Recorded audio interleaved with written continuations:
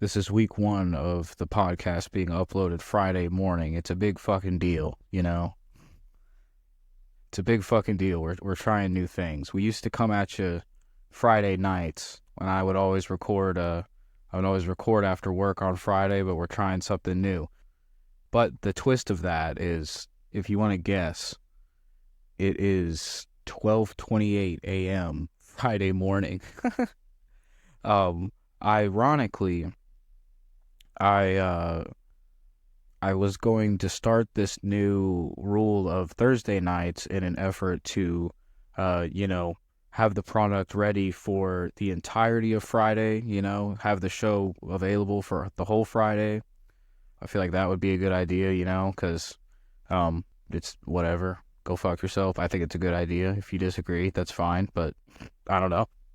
And I'm definitely talking lower in this episode because I'm recording at this time and I'm trying to be considerate. So, yeah. But like I was saying, ironically, I wanted to free up my Friday. I thought I'd be able to put out a better product, more time, more preparation, overall probably better quality episodes, and it'll be available, all of Friday, etc., etc. But, of course, the first week that I find myself starting to employ that new idea, I find myself pretty busy on a Thursday and, overall having a good time. I went and saw a movie. I went to Walmart, got a couple things. Shout out Ty, being available at like 9:30. So yeah, by the time that I finally got home, it was like 10 something, and then writing out this dream scenario pitching rotation took me a lot longer, and now it is like 12:30. So, crazy, but here we are, man. Whatever. It's late. I'm tired. I'd still like to play a little bit of 2K before I go to bed if I could muster up the strength. So let's fucking get to it. So my thought process behind this is I have a general interest in pitchers. It's interesting to me because I took a lot of pride in how well I at least believed I pitched during my last few years of playing baseball. Keep in mind that was like middle school and then freshman year of baseball. So that is what it is. But I remember it fondly. So I enjoy pitchers. They're fun to talk about. And I think it's extremely interesting how a pitcher can have a year where they are just absolutely untouchable. They are the most like unstoppable force imaginable atop the mound. So I got to thinking, imagine a dream season where all five of your starting pitchers have blank season, all in the same season, and your five pitchers are these five motherfuckers that I'm about to talk about right now. So I'll tell you the year, and in real life that they had this season, and imagine, use your imagination that all of these seasons just happened in the same year, and that would be, just imagine that shit. Because, we've seen good rotations, we've seen good blah, blah, blah, blah, whatever. This is me trying to put together the best possible fucking, the dream rotation. Exactly. You saw the title. So I'm getting loud. I'm getting excited. I need to calm down. I'm getting too loud. It's late. I gotta get quiet. So, number one, if we're in the World Series, guy who's going out game one, opening day starter, we got Bob Gibson, easy choice, Cardinals fan, blah, blah, blah. In 1968, he threw 304 innings, had an ERA of 1.12, which is absolutely insane. Threw a fuck ton of complete games, had 13 shutouts that season, led the league by a ton.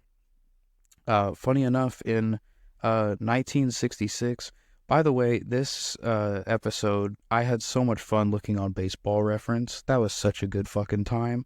I've got so many tidbits, so I'm going to try to go quick.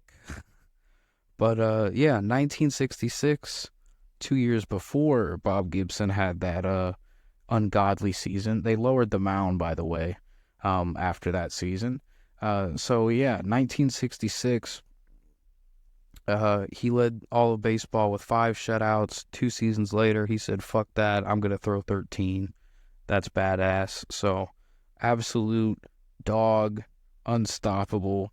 Also, fun fact, very early in his career, 1961, he led the league in walks with 119.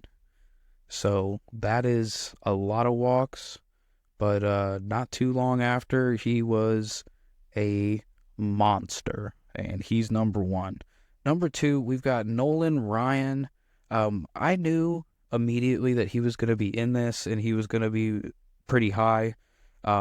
But the season that I'm choosing for him, I did not expect. When I think of Nolan Ryan, I think of the Rangers, Astros, Mets even. I think of him on the Mets, even though that was earlier, I guess.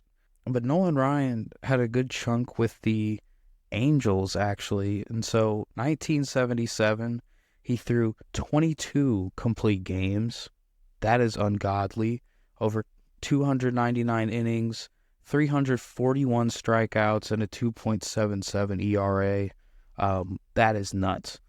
22 complete games is crazy. 300 innings. He was healthy. Dude throws hard. You're not getting a hit. You're fucked. There's a really nice documentary about Nolan Ryan on Netflix. It's called Facing Nolan. It was a really good, just insightful look into him as a person, his career and the step-by-step and his wife and family and all that stuff. So it was really enjoyable. I didn't know much about him, but now I do. He's also thrown 7 no-hitters, no Cy Youngs. 7 no-hitters is crazy. Nobody else in this rotation even comes close to that, by the way. So that sets him apart big time.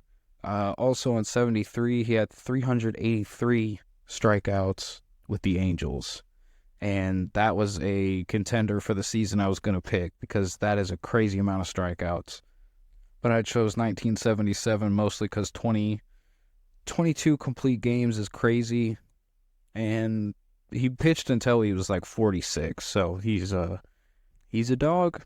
What the fuck can I say? Randy Johnson, big lefty, big fella. Guy who I would absolutely shit myself having to face. Actually, any of these guys, but Randy Johnson, for some reason, I feel like has the highest chance to hit me in the face. That's just how I feel. So in 2001, Randy Johnson had a season of 372 strikeouts. Crazy, that's the highest of this whole rotation. Around 250 innings. This was his age 37 season, by the way. So this happened late in his career. So that's pretty damn impressive. That Nolan Ryan season I was talking about was quite a bit earlier in comparison. Even though Nolan Ryan pitched until he was 46. So, again, hard to argue against that guy. He's pretty fucking great. But, Randy had a, what'd I write? 2.49 ERA that year. He's since been retired, obviously, but he's also a photographer. You'll often see him at like NFL games and such, taking pictures. So that's exciting. Seems like a cool guy. Another season he had that was incredible. 1995 in Seattle, he had a record of 18-2, and just wrecked shit that whole year and won the Cy Young. So that was another close year. The season I picked, he was actually, I believe, one that he had with the Diamondbacks. So I didn't really expect that either, but that's how it went down. Number 4, this is a fun pick because it actually came last. I was damn near about ready to record this, and I actually only had 4 pitchers, so I guess that's the tired catching up to me or whatever. But I wrote Dwight Gooden last, but he would be number 4. And in 1985, a year before the Mets won the World Series, 20-year-old Dwight Gooden had a record of 24-4, an ERA of 1.53. Fucking crazy. 276.2 innings. Doing that at 20 years old, I can't even fathom that. You're in New York, the cocaine, we know what happened. It's okay. You can't blame the guy. He came up with the Mets when he was 19, and he was with the Mets organization until he was 29, and I believe that was when he went to rehab. So that is a crucial 10 years. That is 10 years that I am in the middle of right now. And life is fucking, if you really think about it, life is just fucking nuts. That's my thoughts. As I'm in the middle of that span of my life, my regular ass life, I'm not kicking ass in Major League Baseball and snorting coke in New York at 20 years old like Dwight Gooden was. I'm living a regular ass life, and I'm like, damn, life is wild. Overall, the experience. You know what I mean? You're living it. But he was 20, man. He had a great run. I also noticed in 1998, well after rehab, well after a good handful of years, he had an ERA of 3.76. That looked like the last kind of, decent-ish, as far as stats go, I guess you could say. And he was actually with Cleveland, and I didn't know that, so that's pretty cool. He had a good career overall, very good career, and the height in 1985 is absolutely crazy. So that's what I was wanting to talk about with him. So, in this dream rotation, you've got 20-year-old Dwight Gooden, fucking ready to go. Wrapping up the rotation at number 5, theoretically the worst pitcher of these 5 studs, we got Jacob deGrom, 2018. How dare I say that he is the worst in any capacity, because he's not. 1.7 ERA, 200 plus innings. He's only done that a few times in his career, so that's a big deal. He won a Cy Young that year. That happened not too long ago. For me, I witnessed that. That was 6 years ago. And holy shit, this dude was like throwing 102. It's fucking unstoppable. He's still a dog, I think. He's still got it. He's got a contract with the Rangers through 27. So I think he can still put in some innings and still be good. He's always been good. It's just the health issue. So that was kind of what got him at number 5. But, in 2018, 1.7 ERA, he was untouchable that year. The Mets were god-awful. I don't know what deGrom's record was, but nobody pays attention to it because he was just fucking crazy that year. Again, I think he's still got a shot to be pretty decent for the Rangers. I think it can still work out. I'm hoping so. He's got a good slider. He's got good other pitches. He can throw maybe 98 and still be pretty damn good, I think. If that's what it comes to, who knows? But there is the dream rotation. Let's run through it one more time. So here's your dream pitching rotation. Everything, here's how we can describe it, okay? Everything is fucking taken care of on the pitching side this year, okay? You could have a bunch of fucking bums hitting, and you could probably figure it out eventually if you got these pitchers. So, you got 1968 Bob Gibson, 1977 Nolan Ryan, 2001 Randy Johnson, 1985 Dwight Gooden, wilding out in New York, Jacob deGrom in 2018 at number 5. There's the rotation. Everything's taken care of. Motherfuckers aren't getting hits. There you are. I got a few random notes wrapping up here. I'm curious how long this one will be, so I'm going to try to wrap it up. I was talking about stand-up last week. I looked at the shit for the Helium because that was where I was looking to go. That was the plan. And I guess their open mic sign-up opened today, actually. Their first one is going to be on the 31st, which is this upcoming Wednesday. So I'm not able to go that day. That's fine. I'll just have to go to the helium a different time. I'm thinking about going to the heavy anchor on Monday just to kind of knock the rust off and try to make myself feel a little bit more comfortable. I think it'll probably be a good idea before I go to the helium. Maybe it was a sign, who knows? Because if I can't go to the helium this Wednesday anyway, and then if I don't do something, then that's another week of me not doing it and me procrastinating it. Because in all honesty, it has made me a little nervous for some reason. I've already done it twice. You'd think I would get less nervous, but I don't know. I think it just gets cured with me just saying fuck it and going and doing it. But I don't know. But it's really looking like I'll be going to the heavy anchor on Monday. I'll shit out the jokes that I have. I'll feel more comfortable, and then maybe in a week or so after that, I will hopefully be able to hit the helium. So that'll be cool. I'm hoping to be able to sign up for that one online beforehand, so I can guarantee that my almost 2-hour drive is worth it. That's kind of why I'm holding out to go to the helium. And that's a real comedy club too, so that's a big fucking deal. I'm hoping to kind of get over a lot of the mental shit and really enjoy that setting in one way or another. So we're going to see how it fucking goes, but you got to put in the work no matter what. And I know I got to spend more time writing comedy if I want to have a shot at truly getting better at it. I'm sure I can get, after doing it twice, I can tell I've gotten better, decently better each time. If I don't live in an area where I can go do open mics all the time, so that's the situation. That creates a little bit of trouble too with, the driving commitment, just making sure that, the details and everything, fuck it. It's late, man. Who the fuck even knows what I'm talking about? Yawning and shit. What else do I have written down, man? Well, yeah, I'll go to the heavy anchor on Monday. I feel like I talk too goddamn much.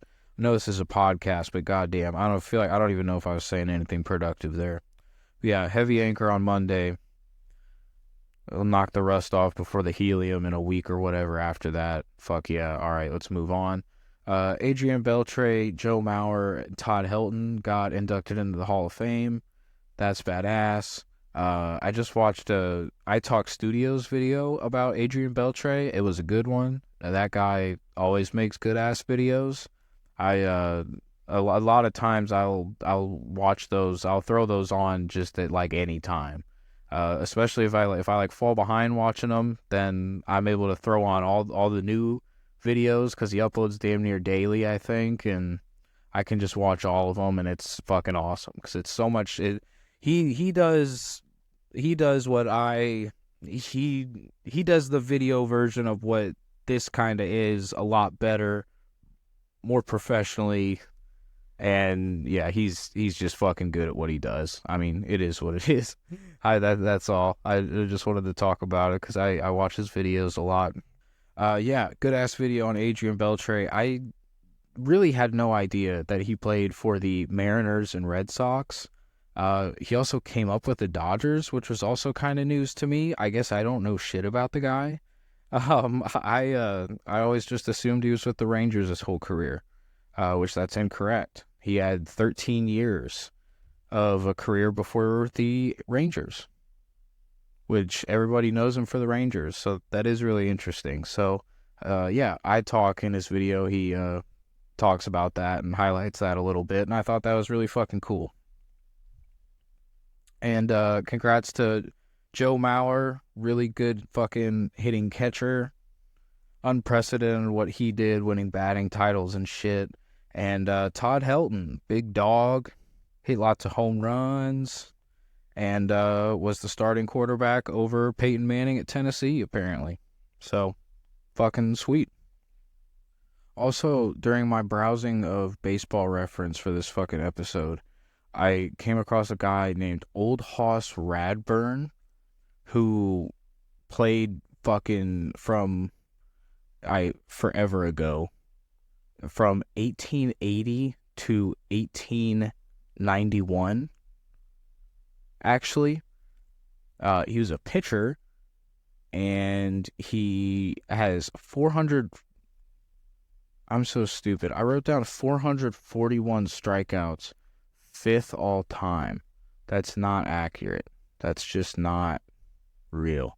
Hopefully I have this tab still pulled up. I'm going to go to...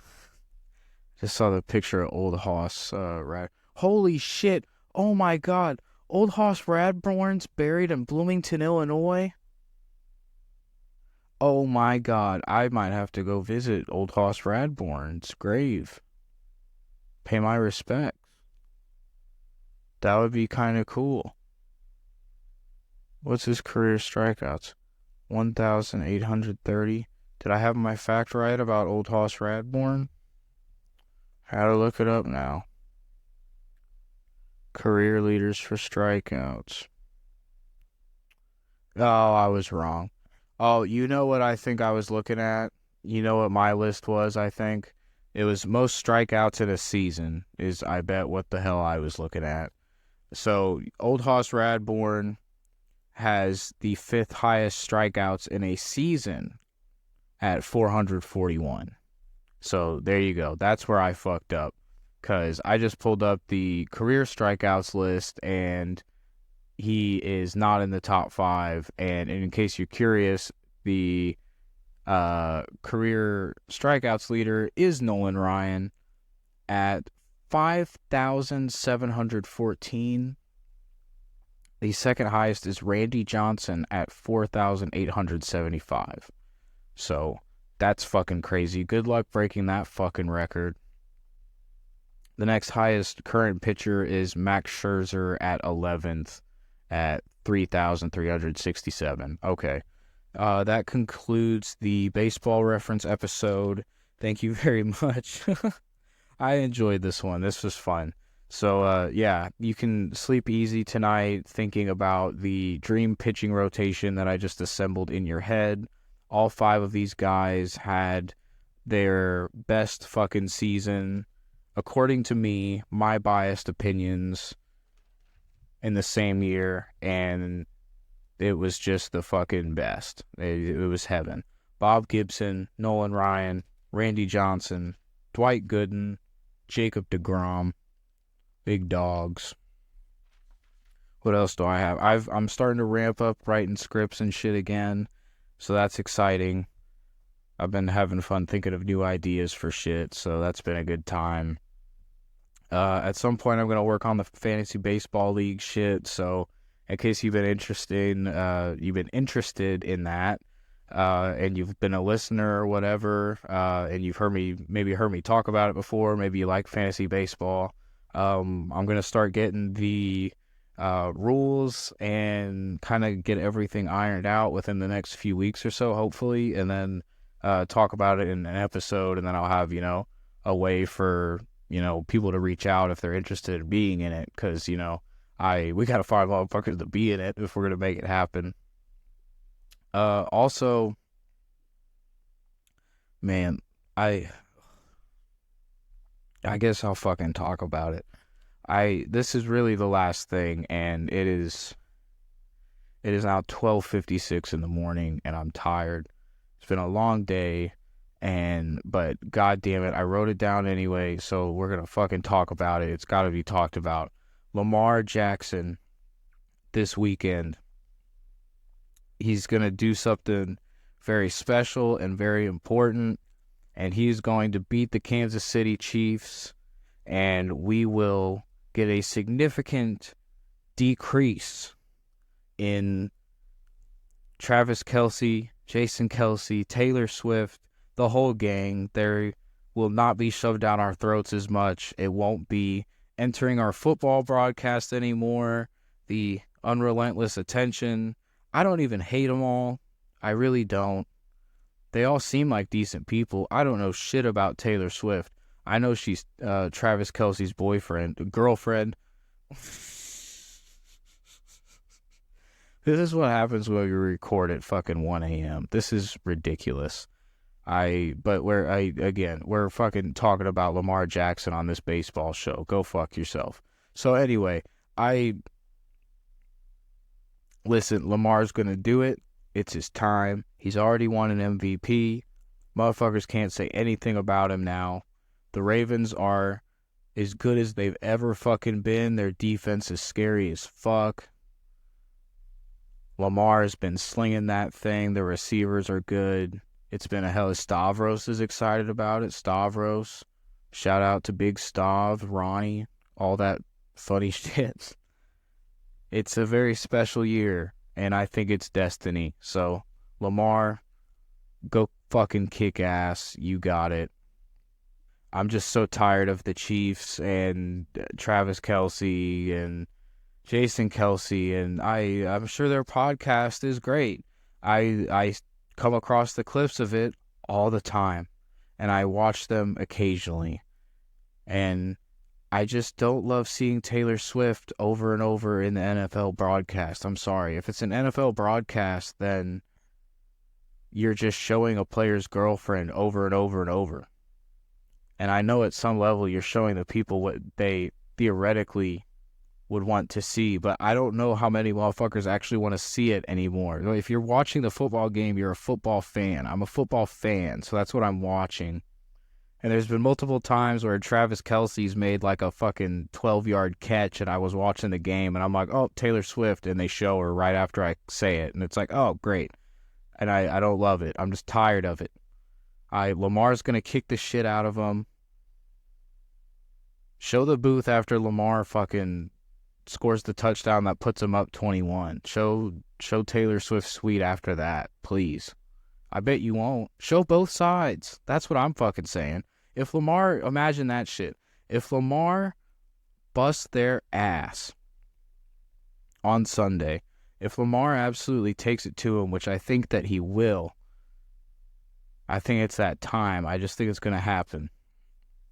But are you going to show the Taylor Swift suite if the Ravens are stopping the Chiefs? That's what I want to know, because I think they are going to I think the Ravens are at least going to win the damn game. The Chiefs are still a good team. I'm not saying they're not a good team. I don't even hate them. But there's a good chance that it's a close game. But I think that there's also a good chance that the Ravens can run away with it. They're a damn good team. And it's not easy to stop Lamar motherfucking Jackson. You can't stop Lamar Jackson. So I wanted to touch on that. Lamar, you're a dog. Do what's right for the world, man. You fucking got it. Fucking believe in you, dog. I'm tired as hell. 1:01 a.m. We're going to get this edited, and it'll be ready for Friday. So that's fun. If you're still listening, I really do appreciate you listening to the Bullpen Podcast this week. I had a lot of fun as always. Man, this might be a little bit longer of an episode. I feel like I talked a lot. I'm curious. I feel like I always say that because whatever. I'm just thinking out loud. Who gives a fuck? Fucking stuff recorded. If you're still listening, I appreciate it. Like I said, if you can give me a rating on either Apple or Spotify, if you could rate the podcast, don't rate me. It's the Bullpen Podcast. That's what you're listening to. But yeah. As always, I appreciate it. I've babbled long enough. Have a great fucking weekend. I'll be back next Friday.